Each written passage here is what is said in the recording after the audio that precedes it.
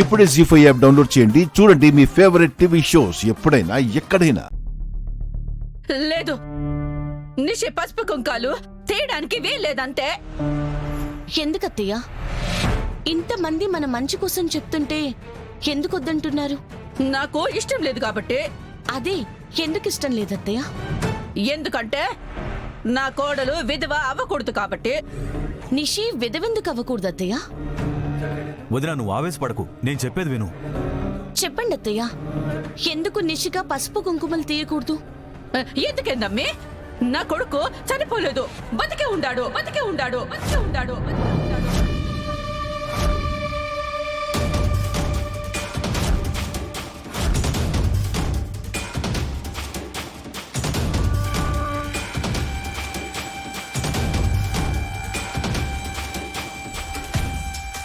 ఏమన్నారు పిన్ని? యువరాజ్ బ్రతికే ఉన్నాడా?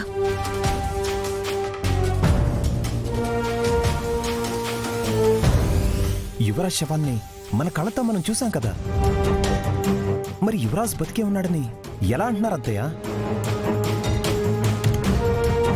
అబ్బోడు బతికే ఉన్నాడని మూడో మనిషికి కూడా తెలియకూడదంటే కుటుంబం మొత్తానికి చెప్పేసినానే.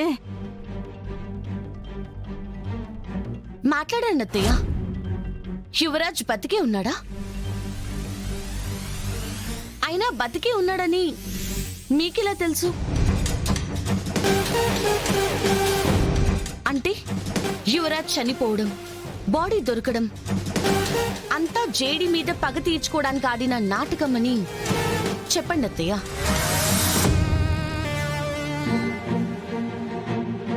మీరు చెప్పేది చూస్తుంటే నాకు అలాగే అనిపిస్తుంది అత్తయ్య.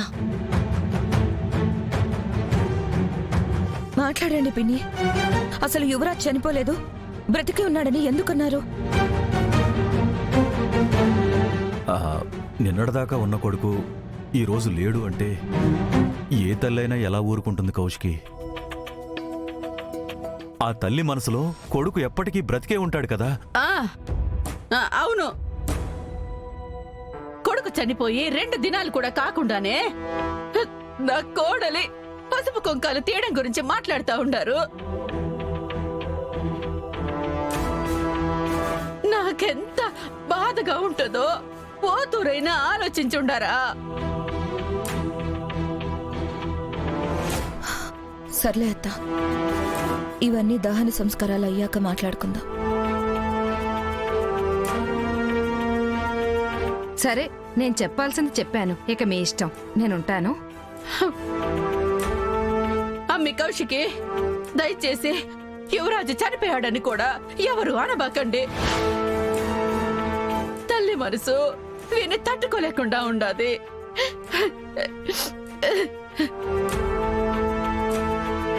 పదబూజీ,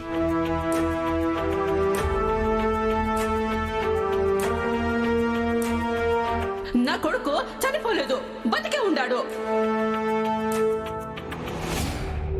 యువరాజ్ లేడనే బాధ మీ మాటల్లో తప్ప మీ కళ్ళల్లో కానీ మీ కన్నీళ్లలో కానీ కనిపించట్లేదు అత్తయ్య. ఇప్పటిదాకా ఆ బాడీ యువరాజ్ది కాదు అనే అనుమానం మాత్రమే ఉండేది, కానీ ఇప్పుడు అది కన్ఫర్మ్ అయింది. నిషిక వాళ్ళు ఏం ప్లాన్ చేస్తున్నారో కనుక్కొని యువరాజ్ని చేరుకోవాలి.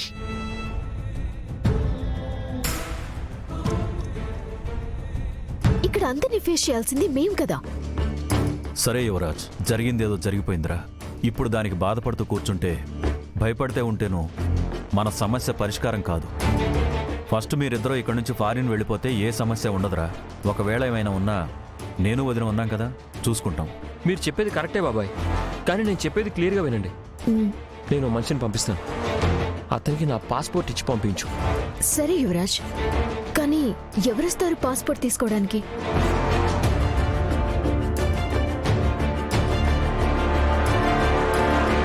మా వాళ్ళు ఎలా వచ్చినా డేంజరే. పైగా పోలీసులు మన ఇంటి మీద నిఘా వేసి ఉంచారు. అవును, సాంఘ్యం అన్నారు కదా, దానికోసం కొన్ని నగలు షాప్ నుంచి తెప్పించామని చెప్పండి. నా మనిషి అవి తీసుకొని ఇంటికి వస్తాడు. అతనికి నా పాస్పోర్ట్ ఇచ్చి పంపించండి. సరే యువరాజ్. సరే బాబాయ్, అమ్మని అడిగానని చెప్పండి. నువ్వు జాగ్రత్తరా.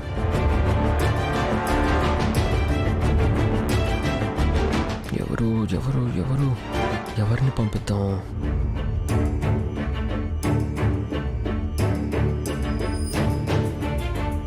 ఏంటి యువరాజ్ అంతలా ఆలోచిస్తున్నావు? సమస్య ఏంటి?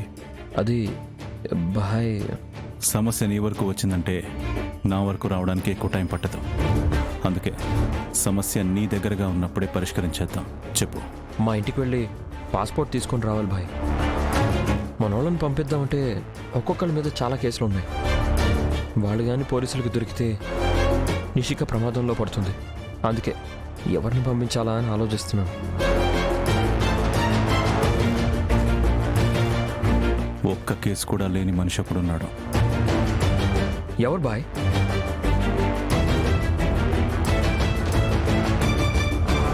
బాయ్ మీరు? పాస్పోర్టే కదా యువరాజ్, మూడో కంటికి తెలియకుండా అనుమానం రాకుండా తీసుకొచ్చేస్తా. Thank you bye, thank you so much.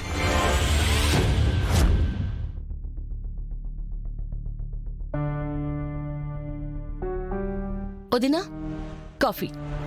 Thank you Jagadhatri. Office files లో లేవు. ఏంటొదినా ఇవి?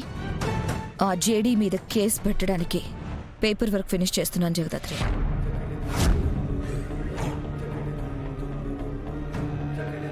నా తమ్ముణ్ణి చంపి ఆ జేడీ ఎంత పెద్ద తప్పు చేసిందో ఆ జేడీకి ఇంకా అర్థం కాలేదు జగదాత్రి. ఇక నుంచి ఆ జేడీని దెబ్బ మీద దెబ్బ కొడుతూనే ఉంటాను. ఊపిరి పీల్చుకునే టైం కూడా ఇవ్వను. జేడీ ఎప్పుడూ తప్పు చేయదు వదినా.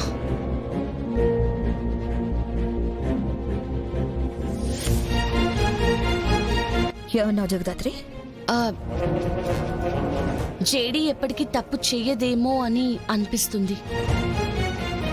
అయినా న్యాయం కోసం ప్రాణాలిచ్చే ఆఫీసర్ అన్యాయంగా యువరాజ్ని చంపిందంటే నమ్మలేకపోతున్నాను వదినా. మొదట్లో నేను నమ్మలేకపోయాను జగదాత్రి. నా కూతురి ప్రాణాలు కాపాడిన అదే ఆఫీసర్ నా తమ్ముడు ప్రాణాలు తీయగలదా అనుకున్నాను. అదే నేను చేసిన తప్పు. ఇంకోసారి జేడీని నమ్మి అదే తప్పు మళ్ళీ చేయను. న్యాయం ముసుగులో ఆ జేడీ చేసిన అన్ని అక్రమాల్ని బయట పెడతాను. అందరి ముందు తన ముసుగుని తీసి తప్పు చేసిన దానిలా నిలబెడతాను.